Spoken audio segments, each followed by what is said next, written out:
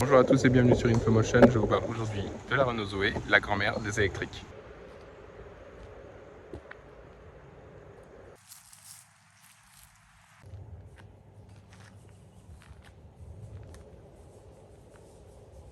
Alors, le restylage de 2019 a permis de moderniser la Zoé, mais pas d'évolution depuis. C'est dommage, mais elle tient le coup, elle vieillit pas si mal. À l'avant, on retrouve des feux très effilés avec le logo qui cache la trappe de recharge.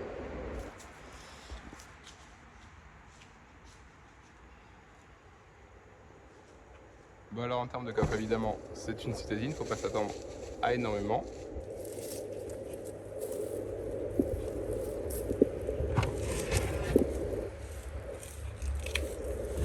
Évidemment, la Zoé étant une citadine, il ne faut pas s'attendre à un volume de coffre énorme, mais franchement, c'est pas si mal.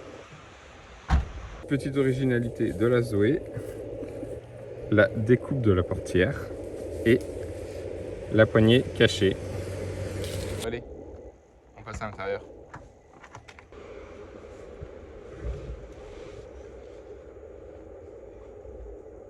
Et ben, bienvenue à bord de la Zoé, la grand-mère des électriques. Franchement, la qualité est plutôt au rendez-vous, c'est plutôt bien fini, on est agréablement surpris. Au plafond, on retrouve un petit logo rappelant l'électrification.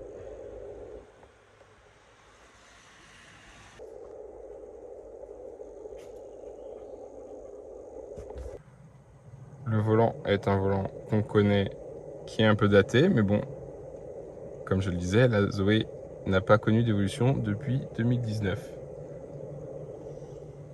J'aime beaucoup le tissu avec les dessins sur les planches de bord. Je trouve ça vraiment très joli. Ça court tout le long du tableau de bord. On retrouve l'interface Renault, un peu vieillotte encore. La dalle est pas géniale, on sent quand même que c'est un peu daté. On a le CarPlay sans fil, les commandes de climatisation, deux prises USB, un petit rangement, le pommeau de vitesse et un chargeur à induction.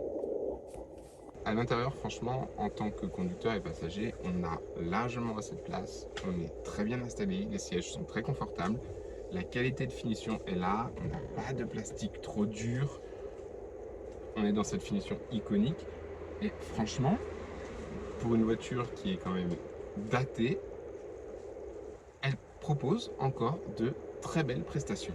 Franchement, à l'arrière, bon, c'est une citadine, donc forcément, on ne s'attend pas à avoir énormément d'espace, mais je suis bien, j'ai suffisamment de place en hauteur, j'ai pas les genoux dans le dossier non plus. Évidemment, on ne mettra pas 3 adultes derrière, mais 3 enfants, c'est très bien.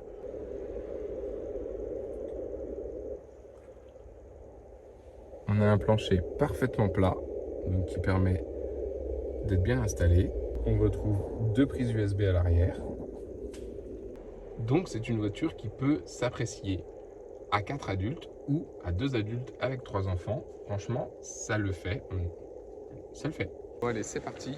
On va aller faire un tour sur la route.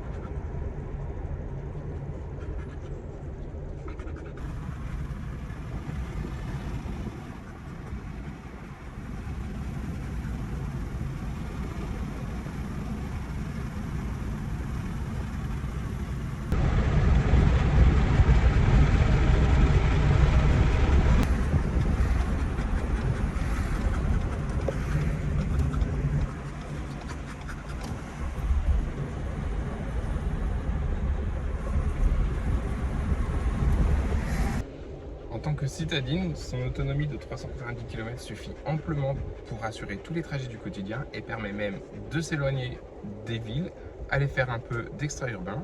Et franchement, c'est plutôt pas mal.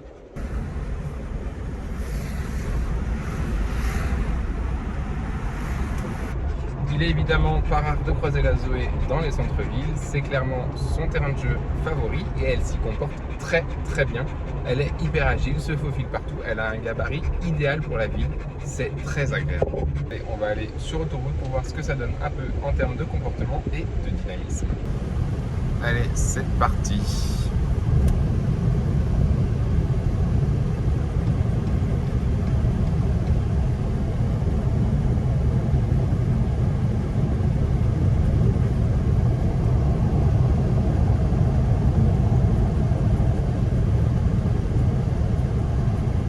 Pas désagréable, c'est une accélération plutôt linéaire, c'est pas le plus sportif qu'on connaisse, on n'est pas cloué au siège, mais ça reste correct.